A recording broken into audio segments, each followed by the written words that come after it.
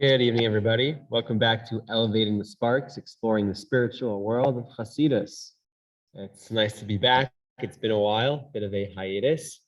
So I want to refocus where we were, and we're going to meet another Hasidic master this evening. I hope you're excited. I think that's very exciting. And I'm looking forward to working together to try to delve into these deep teachings, which I think can be very helpful for inspiring our lives, our connection to God in today's day and age. So I'm actually, let's sort of regroup what we've already talked about. We started by talking about the Baal Shem Tov. And let me sort of put it in a certain context. I've had the chance to read a great book recently by a woman named Dr. Rachel Elior. And she makes the point that the beginning of the Hasidic movement was not in a vacuum, didn't come from nowhere. As we discussed, there are certain social elements, political realities that existed at the time. The Jews were going through a very difficult time. They were sort of abandoned and oppressed, and many of them didn't have the education to connect to learning and traditional prayer service in the normal ways. It was sort of an elitist society in that way. But she notes that also they're already beginning in the 13th century, and for centuries afterward, there was a strong movement of mysticism, the study of Kabbalah in the Jewish community, and specifically in the 16th century with the Ari HaKadosh, Rabbi Yitzhak Luria, and his students, some of whom are very well known, like the Beit Yosef, Maran Yosef Karo, who also wrote the Shulchan Aruch, Moshe Cordovero, the Ramak. There were certain elitist or pious societies of people who were very much steeped in mysticism and Kabbalah in this worldview, which we'll talk about in a bit. So that already existed. What the Baal Shem Tov did was to essentially take these Kabbalistic ideas and instead of relegating them to a select few pious individuals who studied them, he channeled them and made them accessible to a much wider audience. And he communicated them in a very particular way, in a way which we argued in the first chance we had to learn together, which essentially argued that any person at any time, no matter what they're doing, no matter where they are, is in close proximity to God, can connect to Hashem in a very deep and meaningful way. That's the main idea. And the way that he sort of went about advocating that idea through his various discourses really reshaped the way the Jewish community functioned in terms of who was considered a leader, in terms of the modes of service. So what I want to do today is to talk a little bit about the next step, how Chassidut spread. A few of the Baal Shem Tov's first students, and today specifically we're going to focus on one of them, a very important one. His name was Rabbi Yaakov Yosef of Polononoye. I might have mispronounced the word Polononoye, but we'll get to that in a minute. And he was very important, mostly because he was essentially the scribe for the Baal Shem Tov's ideas. But Baal Shem Tov, Rabbi Yisrael ben Elazar, did not write any works, or at least formal works. We might have a few of his letters, which we've studied, but he did not write any Sfarim. He did not write any commentaries on the Torah. It was all sort of verbal and oral transmission. And the first one to write down any of his thought, the first person to publish a Hasidic work doesn't mean that that there weren't already Hasidic ideas percolating until this point. But the first Hasidic master to publish the thought of the Baal Shem Tov was Rabbi Yaakov Yosef of Polononoye. So I'd like to learn a little bit about this Hasidic leader and to share a few ideas with you from his works tonight. And at this point, I'm going to share my PowerPoint presentation with you. Let's see, here we go. Hopefully you'll be able to see it. And we begin. So to give you a bit of an idea, and I know it's still loading, of how this works, I have a very basic diagram here for you, right? We start at the type of Yisrael Baal Shem Tov. We learned a little bit about him. He was the founder, if you will, of Chassidut. And that is not to say he was the only member of the sect at his time. He had some contemporaries that were not quite disciples. They were more like contemporaries, like Pinchas of Karetz was one of them. There were others, but he was essentially the grandmaster, the founder. And he had more than two, but he had two primary disciples. And they were Rabbi Yaakov Yosef of Polononoye, who we're going to learn about today, and Rav Dov Ber of Mezrich, otherwise known as the Maggid of Mezrich. Now, like any other movement, this wasn't simple. When the Baal Shem Tov died, it wasn't 100% clear whom his successor would be. He had a son that took over for about a year and then essentially gave up the mantle of leader of the Hasidim. And there were two disciples. What essentially happened was Rav Dov Ber of Mezrich, who maybe we'll get a chance to learn about the next time we meet, he became the one who really spurred the growth of the movement. He had many disciples. He moved the center of Chassidut from Mezhebuzh, where the Baal Shem Tov was, to Mezrich, which was in another part of Ukraine. I could show you it on the map if you'd like. So he had all these other huge grandmasters of Hasidim who were his students, and then they all had their own sects of Hasidim. So maybe you've heard of Rav Levi Yitzchak of Barditcha. He had his Hasidus. There was the Karliner Rebbe, Rabbi Aaron of Karlin, and he had his Hasidus. And then there's Rabbi Elimelech of Lezhansk, who had his Hasidus. Of course, the first Rebbe of Chabad, Shner Zalman Leidi, the Baal Hatanya, he had his Hasidus. These are a few of the many what are called the Chevra Kadisha, the holy group of students of Rav Dov Ber of Mezrich, who was the disciple of the Baal Shem Tov, and through him, Hasidus began to spread from that area of Ukraine throughout Europe to Belarus, Russia, Poland, even to Lithuania, etc. So that was Rav Dov Ber of Mezrich. And essentially his role was the leader of the movement and the one who had all the disciples and helped it to spread. Rav Yaakov Yosef, however, did not have as many disciples, and he was less involved in going out and recruiting, or even having, students that he taught to on a regular basis. His main avoda was writing and writing down the work of the Baal Shem Tov. And it is because of his efforts that we have much of the thought of the Baal Shem Tov that we do have. So a bit about his life. I'm just going to actually pause here. Does anybody want to see sort of like a map of how this spread? Does that interest you? I played around a bit with Google Maps. Charles is raising his hand. Anybody else?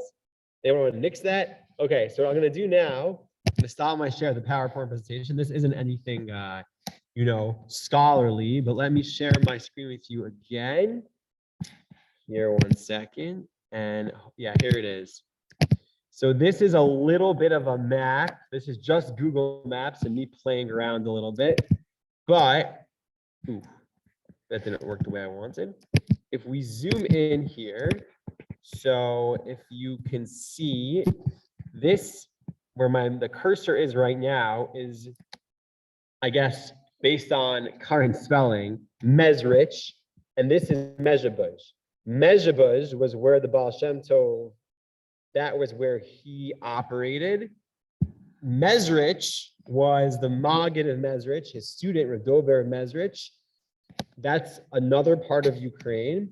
And he had many students. If you zoom out here, so you see how far the movement began to spread. You know, you have over here, Pinsk is near Barditcha, where Levi Yitzchak was, also Shmuel Shmelka of Nikolsburg was near Minsk. You had Liadi, which was where the Balatanya was, closer to Russia. You have Lizhansk, which was closer to Poland, where Valley Melech was. So you see how it began to spread throughout Eastern Europe and beyond. You had some in Moldova, actually. You had in Hungary. It really exploded, both in terms of the amount of people and also geographically. So that's a brief description or a geographical description of what was happening. Okay, so now let's learn a little bit about Rabbi Yaakov Yosef of Polononoye. Here we go. Okay, what do we know about him?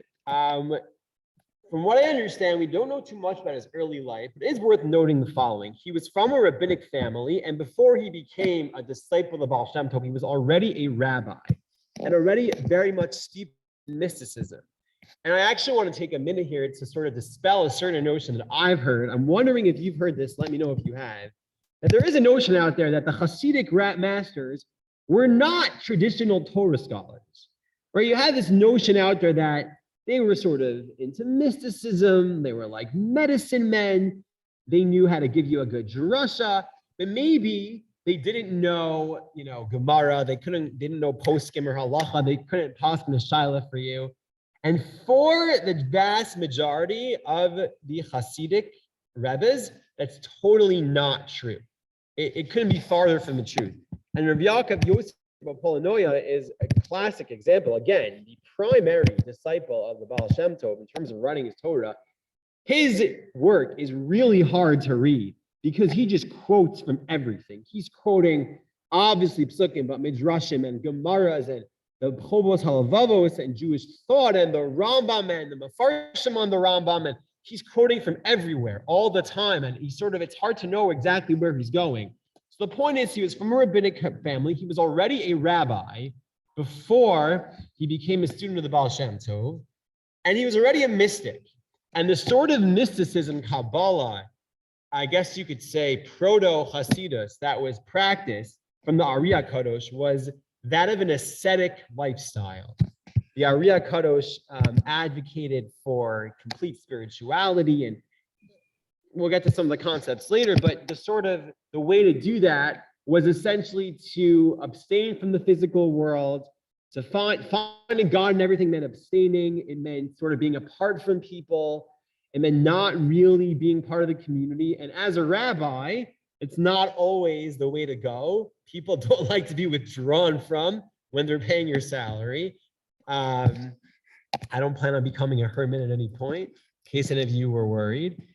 And so he was evicted from his community in the Podolia region of Ukraine. He was evicted. He was kicked out. They fired him on Shabbos, it is said. And that was obviously a very difficult thing for him. And so he begins wandering, he's sort of homeless. And this is when he meets the Baal Shem Tov. And the Baal Shem Tov's version of mysticism did not advocate for asceticism. He did not believe in abstaining from physicality. The Baal Shem Tov, as we'll see, believed that everything we do, eating, drinking, etc., can all be uplifted. There's holiness in everything, and that's what we need to find. And so he sort of had Rabbi Yaakov Yosef of Polononoye, once he met the Baal Shem Tov, had a total change of the way he lived and the way he approached things. And then he served as a rabbi in many Hasidic communities. And I listed some of you from here until he gets to Polononoye, where he's a Hasidic rabbi until he dies. Let me just say in terms of time, the Baal Shem Tov was born in 1696, according to our records. Chassidus and the Baal Shem Tov's revelation takes place in the middle of the 18th century, which is essentially when Rabbi Yaakov Yosef meets the Baal Shem Tov, and he publishes his first work, which is called Toldos Yaakov Yosef, the first Hasidic work ever published with a printing press. That's published in 1780. So this isn't the beginning of Chassidus, but it's the first ideas ever written down. Now, let me tell you, it is not an easy book to read at all. It's really hard to decipher. He just goes on, he quotes one thing and he says, and this means, and this leads me to this, and this leads me to that, and this explains this, and this explains that. He's jumping all over the place from one part of the Chumash to another Gemara, to a Rambam, and I struggled to find something that I could present to you, which I felt confident enough that I understood and that we could all gain from together. But I did find a few pieces that I want to share with you. And I think they're reflective of some of the most important ideas of Chassidus that the Baal Shem Tov really intended to spread.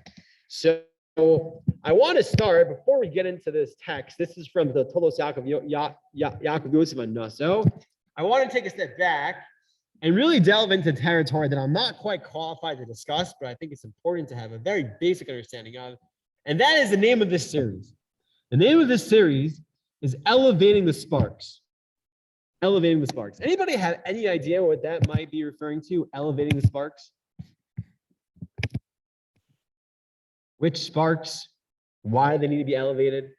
So it's a really mystical idea. It's a very esoteric idea. And I can't say I fully understand it. And I don't think anyone can unless they really have an appropriate Kabbalistic background and teacher. But it is an idea that lies at the heart of Chassidus and Kabbalah. And I think we need to at least have a basic understanding of the outcome. And that is the idea of Sfirat HaKelim, or the shattering of the vessels. And the way I understand that is that Hashem is Ein Sof. Ein Sof means he's infinite and all-encompassing, and he should encompass everything. There should have been no room for anything else. And that infinite, all-encompassing God wanted to create a world which is limited and finite. And that had to happen through channeling his complete oneness, complete unity, meaning when we describe God, God is totally one. And that when we use certain attributes to describe him, those are tools for us to get a sense of God.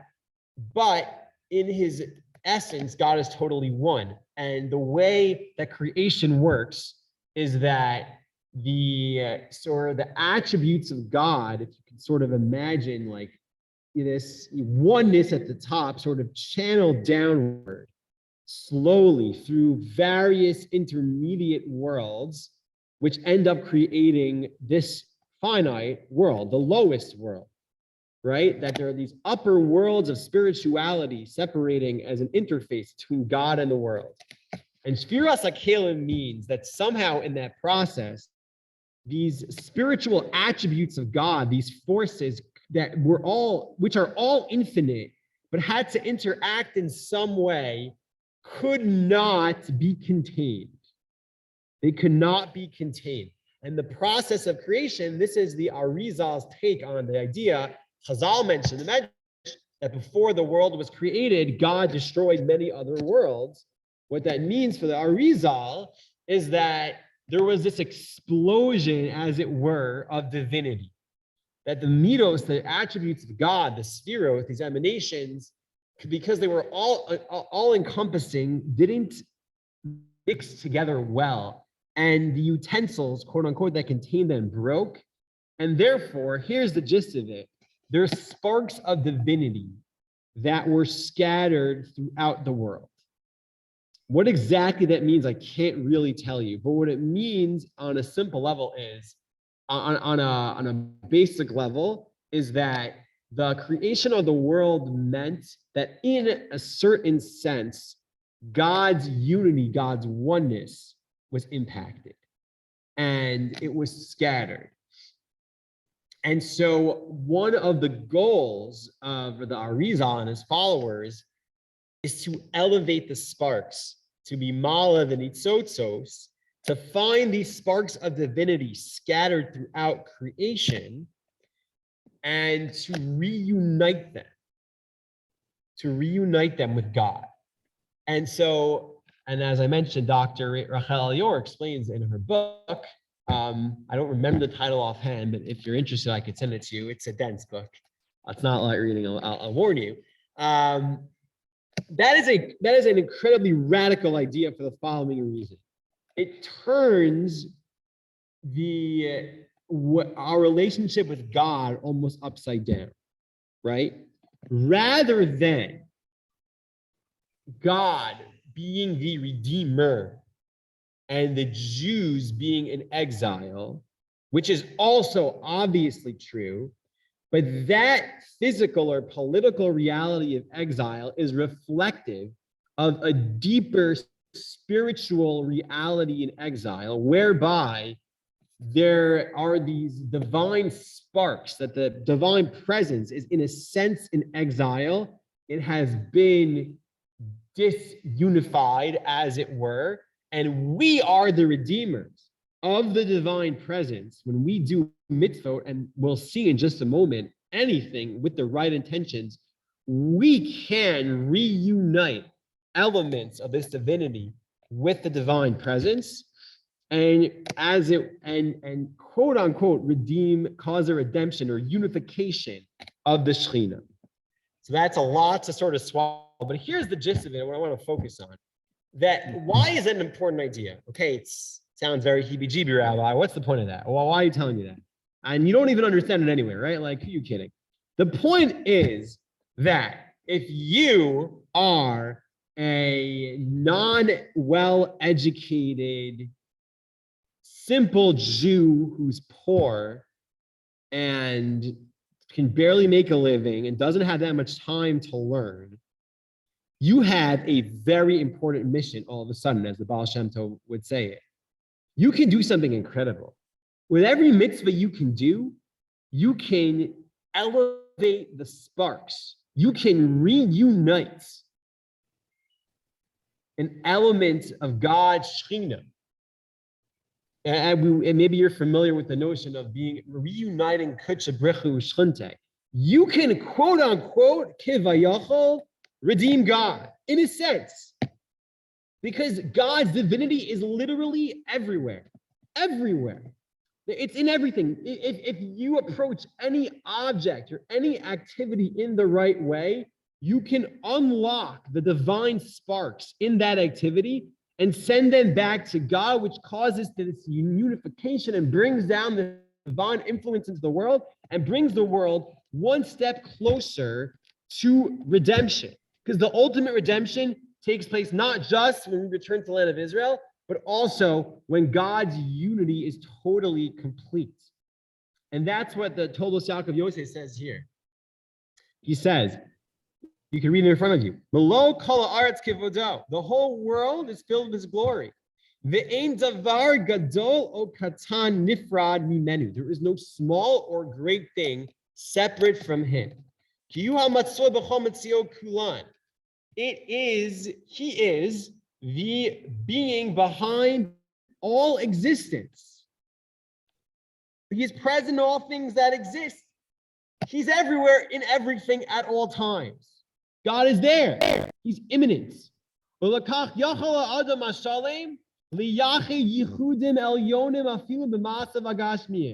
Therefore, a complete person can cause great unifications. And the unification refers to this theory I just shared with you about the sparks of divinity that are scattered throughout this universe in everything. A person can cause these unifications, even with their physical activity. Whether they're eating and drinking, mishkal or intercourse, umasa, umatan, or their business transactions, or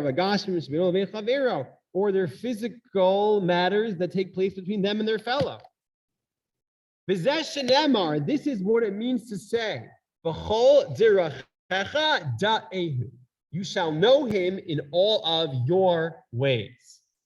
And now we get to something that, if you're familiar with Chassidus in any way, you're probably familiar with, and that is the creative approach to language. Anyone here heard of like a Chassidish pshat? Chassidish explanation of something? You're chuckling, Charlie. What would a Hasidic explanation be of something? What'd you say? I'm not chuckling. I want to hear what you have to say. Well, I'll tell you. But anyone want to give a guess? What would if let's say you hear someone give Dvar Torah, and then the response is, well, that was very Hasidic.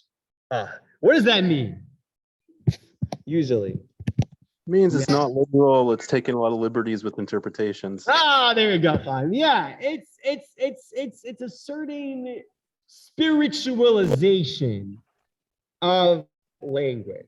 It's more heart and less head, Rabbi. Exactly. Well, less head. I'm not sure about that, Stephen. Stephen said it's more heart and less head. I don't know about less head, although it would seem there's a lot of flexibility, but it's definitely a lot literal. And it certainly stretches the boundaries. It might require a lot of head to follow what it means. Sorry? It might require a lot of head. So it's not simple, but they are very, you could say, liberal in the way they use or approach language, that a specific term might represent something far beyond its literal translation. And this is because of the following. It's not just arbitrary. It's because the Chassidus is founded on the belief that our physical reality is in sync with a more important spiritual reality. There's a spiritual world that exists that we all need to connect to, tap into. And that therefore, the Torah, which is the word of God, and the Hasidim take that very, very seriously, that the words in the Torah are the word of God. And therefore, the physical associations with the Torah are also, not only, but also a lavush, a dressing for a more important, essential spiritual concept that they are relaying. And therefore, Hasidim are very creative, we'll say, when they read things. Now, this particular translation isn't so crazy, but I think you'll get a taste. He says, so he's been talking about how you can do these incredible things no matter what you're doing. There's spirituality in everything, every single action. That's a radical idea, by the way. I want you to appreciate that. And that is a primary feature of Hasidus, although there's sort of a range. Not all Hasidic masters thought the same thing, and there's a lot of variety, and they weren't all the same in any manner. But there is a big theme of what we call avodah shebegashmius, the service of God, which takes place through physicality. You can serve God through eating and drinking and all the basic things people do, which again elevates the spiritual life of your typical Jew. Now that's very radical, and maybe we'll have a chance in a few weeks to discuss how some people found that very offensive. Well, what do you mean? You're going to tell people they don't have to learn, they don't have to daven, they don't have to become Talmidei Chachamim, they don't need to go to yeshiva, they can serve God just by mowing their lawn? What kind of ridiculousness is that? Right? So he's pointing to this following pasuk. It says, "B'chol drachecha da'ehu." You shall know him in all your ways. Now, those of you who learned a little bit of the Rambam with me during my Ma'ani series, know this is a very important pasuk for the Rambam also. What does "B'chol drachecha da'ehu" mean for the Rambam? Or what would you say? Know God in all your ways. In what sense do we know him in all our ways?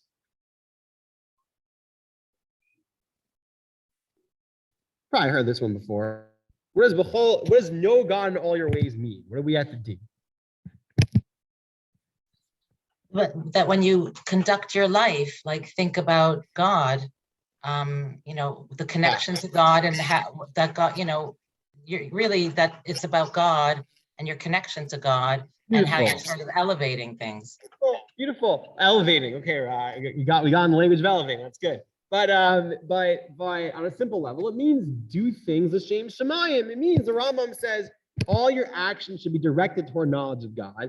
Not that you know God through eating, but listen, we're human and we need to eat, we need to drink, we need to sleep.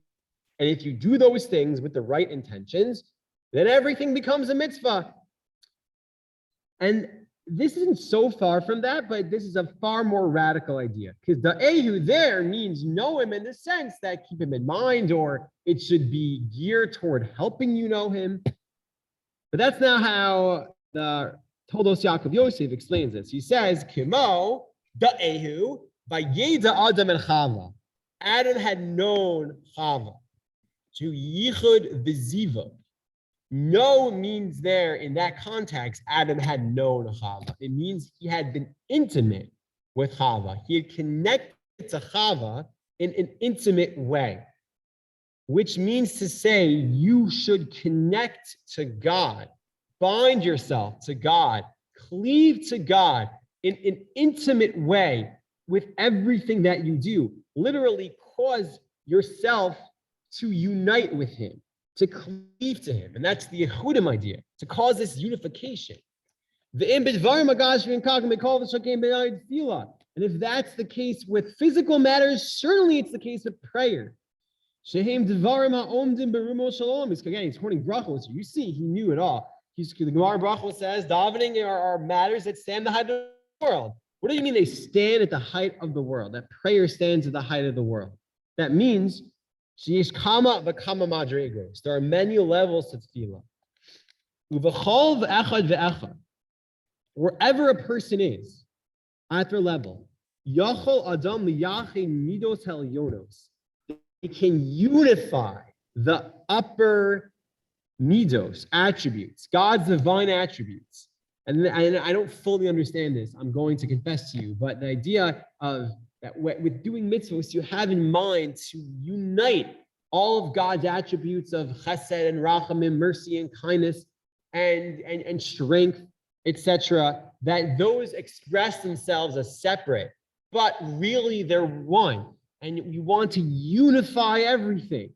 And that's what your intention is. And no matter what level you're on, you can intend to cause this great unification. Bizot yavo Aaron al Kodesh. And this is another creative interpretation. This aligns with the secret understanding of the pasuk, which says Bizot yavo Aaron al Kodesh. Bizot means with this, Aaron will enter the Mishkan. Aaron will enter the holy. This describes when Aaron entered the Mishkan on Yom Kippurim, and Bizot literally means with these karbanos. But how does the Toldos Yaakov Yosef interpret that pasuk? Bizot means min ota madrega sha'adam husham. With this means wherever you are, at whatever level you find yourself. Yichlo atzmo im klaluta olam shehim madrego de'eglu. You should combine, intend to unite yourself with the rest of the world on their level. Shekulam heim evarei Knesset Yisrael. They are all the limbs of Knesset Yisrael. Umisham yitpalel. And from that place of combining yourself with the rest of Israel, there you should daven, and then you can go into the Kodesh. Then you can enter the holy, because the Mishkan is not just a historical building that existed thousands of years ago, but the Kodesh is a realm we can all enter into if we approach prayer appropriately. And from that place, wherever you are, from that place of intending to unite with all of Israel, then you can ascend to that holy place. Created from the end of the beginning of Ezra, then God will be with you and you will ascend. So that is a radical approach to everything, that God is in everything. And let me ask you this, what do you think he means that all the other people are the limbs of Knesset Yisrael? The limbs, that the Jewish people, or the bride of Israel, you can even say, has limbs. What does that mean? We're all the limbs of Israel. We're all connected. All connected, exactly. Which is the next thing I want to get to, although I don't think I'm going to have time to fully finish, but that's okay. The next thing I want to get to, which is that another big idea in Chassidus is the notion that we're all connected. on a very deep spiritual level, because God is everywhere and all encompassing, and we are all, also have godliness to us. We have a chilek elokam mimal. We are all interconnected. And if we choose to do so, if we choose to bind ourselves to one another, then whatever we do is amplified. And that idea is another idea discussed by the Tolos Yaakov Yosef based on the following pasuk. I'm going to actually guess you. I want you to put in your Hasidic hat here, okay? So we're going to read this pasuk, and you tell me what you think he means. So, this is from Bahalodcha. We read it 2 weeks ago, or last week. Yeah, we read it last week here in America. And it says, God says, Moshe, speak to Aaron, and you will say to him, Bahalodcha saneros, when you literally translated, raise the candles, or cause the flame of the candles to ascend, El mol panei menorah yushavat sanerot. You should direct the light of the candles toward the face or the middle of the menorah. So you have a menorah. The menorah has 7 branches, 3 on one side, 3 on the other. There's one from the body of the menorah in the middle. And as Rashi explains, you have to direct the wicks of those candles toward the middle candle. So put on your Hasidic hat for me, okay? And you tell me on a deeper spiritual level, because of course this represents this physical commandment of how to light the menorah. But on a deeper level, what is the menorah? What is the face of the menorah? What are the candles that face the middle of the menorah? Give me a nice Hasidic Josh.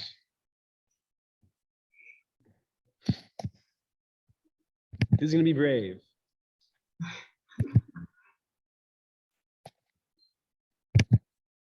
What do you think?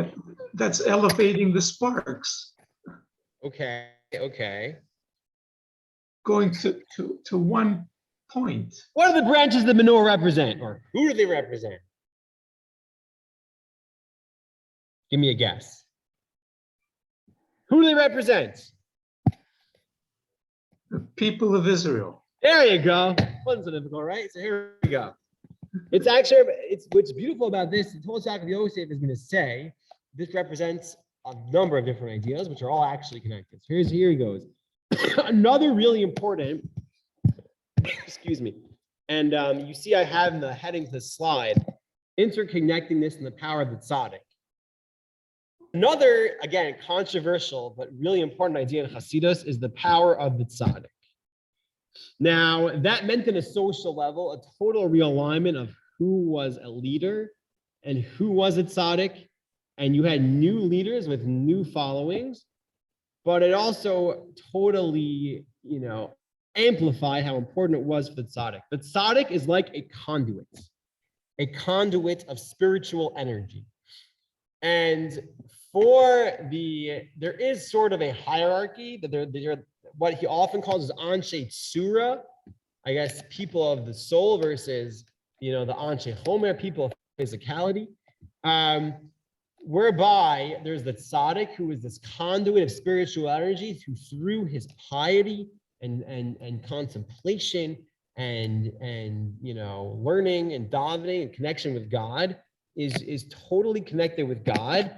And then there's the people who bind themselves to the tzaddik and connect to God through him. Now, you might say that doesn't sound like a very Jewish idea. I will tell you that there is a pasuk which says, Uvo tidbak. That's a pasuk in the Torah. You shall cleave to God. And there is a chazal. And chazal say, how do you cleave to God? How can you cleave to God? He's Eish Ochla. He's a consuming fire. Rather, he dabek b'talmidei chachamim. Cleave to the sages and their students. Somehow, by cleaving to the sages and their students, we also cleave to God. Now, you could try to rationalize that and say it just means learning from their example, etc., listening to their shiurim. Okay, the Chassidim, the Baal Shem Tov, his students, took that in a more literal way. And that brings us to our novel interpretation of this pasuk we just read earlier. He says, "V'zeh shenemar." This is in the middle of the piece, by the way. Again, he has very long pieces, discourses on each parsha. But here's a snippet. V'zeh shenemar b'ha'aloscha esaneros. This is what it means. B'ha'aloscha, when you raise up the candles. B'ha'aloscha, when you raise up the candles. What does that mean? Ayidei aloscha, through your raising yourself up. Bidveikut kamor, through your connection. This is Aaron. Aaron's the tzaddik. Aaron's the Kohen Gadol. Through Aaron raising himself up. Of Avshar lahalos haneros, he can also raise the other candles. Shar klalos aveivare Yisrael, the other limbs of Israel. Hanikraya neros, which are referred to as candles. And he goes through a bunch of chazals. Ner lokim nishmat adam. A person's soul is like a candle. A person's soul expresses its light through actions. Ner is gematria 250. There are 248 limbs in a person, plus their ruach and their nefesh. Okay, so each person is a candle. You can, by raising yourself, Aaron, you can raise the candles with you. Because they become bound with you, mitrachtes Yisrael, the unity of Israel. Since we are all connected, we are all part of the same body, spiritual organism. That tzaddik, who is also unifies the people, who is united with the people, when he lifts himself up and connects to God, he raises up the other candles with him. Va'amar, therefore it says, El mol pnei menorah yushavas aneros, that you should direct the light of the other candles toward the middle. Ratza lomar sherosh hador hamechavim halosa nikra pnei menorah. Who is the pnei menorah? Who is the face of the menorah? That's the head of the generation. That's the tzaddik. That's Aharon HaKohen. And you have to make sure the candles look toward the middle. Kemo pnei hador, like the face of the generation. When each person looks with an illuminated face toward their friend, when we're united, we have achdus, we have unity. Through their binding with one another, Rosh Hadorim Daro Imo, the head of the generation with his generation with him, Uvenei Daro Rosh Hador, and the people of the generation with the head of the generation, and them all with each other. Then through that connection, they all ascend together. That through taking the candles on the right and on the left and directing them toward the tzaddik, everybody is ma'ala. They elevate themselves. And he gives three different explanations. Let's see if we get through all of them. This can be explained in three ways. We're not going to, so maybe I'll say them outside. And they're all connected to one another. It also refers to each individual specific person. The soul and the spirit are in the heart and the liver. Interesting. And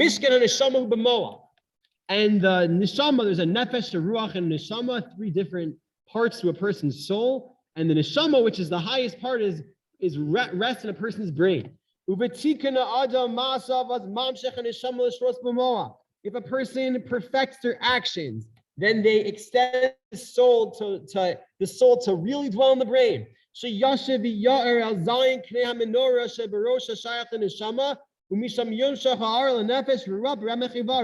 If a person perfects their actions, they will cause the light of the soul to illuminate their brain, and that spiritual influence will channel toward the rest of their body, as long as their actions are directed toward the neshama. So it's true on an individual level, on an organic level. For each person, this is true.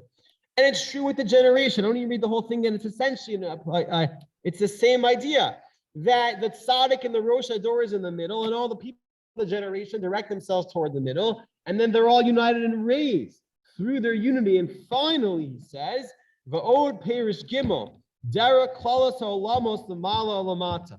On a cosmic, global level, this refers to unity of the world, above and below.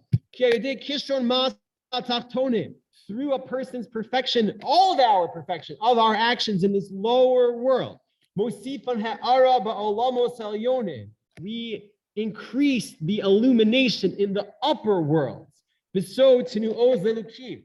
In the secret of give strength to God, that we can increase the potency, as it were, of God's divine presence if we direct our actions toward the middle.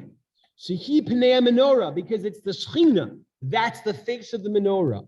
Hamekabel ha'ara milamala, which accepts the light from above. Lashpia adam ner, to then influence the person who's called there.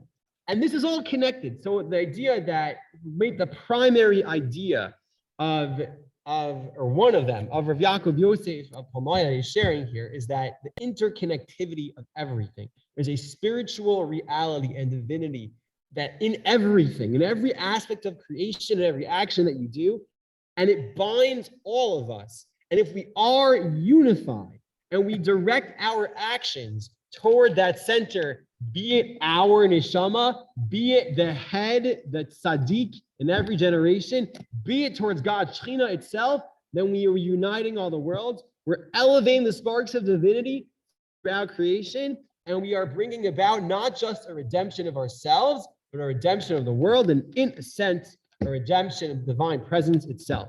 And you can imagine how inspiring that is to your average Jew in Eastern Europe who is looking to live a meaningful life under very difficult conditions. I hope that you find it inspiring too. Thank you very much for learning with me this evening.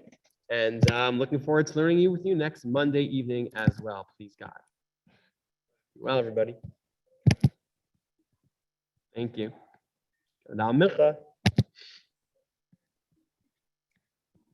Thank you. You're welcome. Thanks, Linda. Be well.